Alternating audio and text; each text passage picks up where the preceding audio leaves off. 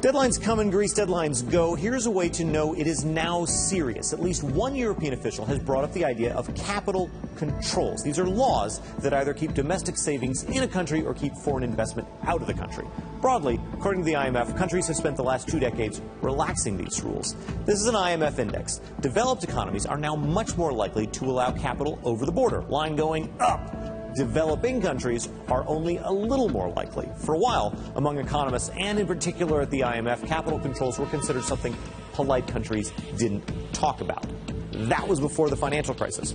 2008, a team from the IMF arrived in Iceland, remember Iceland, and helped the country pass a law that said essentially you couldn't get money off the island unless you were using it for travel or to buy goods.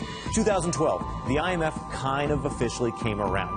Disruptive capital outflows, it said in a report, can create policy challenges. That is IMF speak for sometimes things get so bad that you should not be allowed to leave with your money. This is an attitude that came in handy the next year when Cyprus, working with the IMF, decided that, among other things, international transfers of more than 5,000 euros had to be approved by a committee. Now, Greece.